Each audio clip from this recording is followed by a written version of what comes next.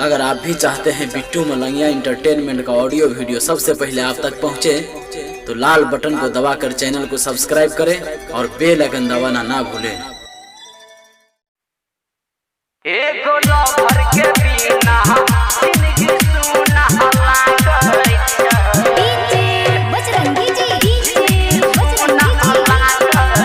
अपने सब सुन रहे छी बिट्टू मलंगिया एंटरटेनमेंट के।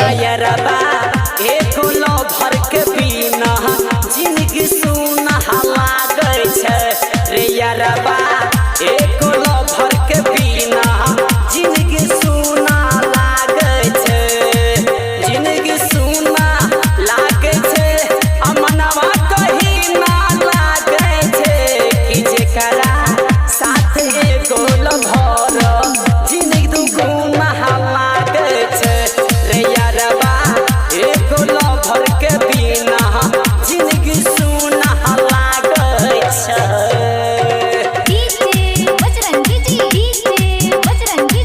DJ Bittu Malangiya, DJ Bittu Malangiya, Madhubani Madhubani. तमन करे छी हमरो रे यारी, एगो लड़की से करती हम प्यारी, हमर जिंदगी भ जेतै उधार। तमन करे छी हमरो रे यारी, एगो लड़की से करती हम प्यारी, हमर जिंदगी भ जेतै उधार। त जिंदगी कटते खुशी खुशी अखन बड़ सुना लागै छै रे यारबा, एको लवर के बिना जिंदगी सुना लागै छै। DJ Bittu Malangiya, DJ Bittu Malangiya, Madhubani Madhubani.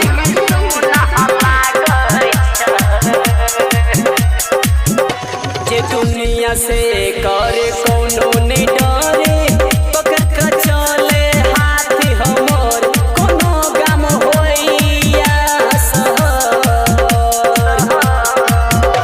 जे दुनिया से करे कोनो नहीं डरे, पकड़ के चले हाथ हमर, कोनो गम होइया सहर।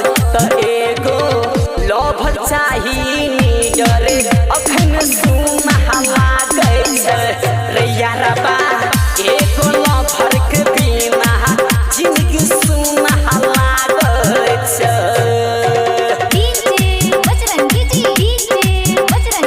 DJ Bittu Malangiya, DJ Bittu Malangiya, Madhubani Madhubani.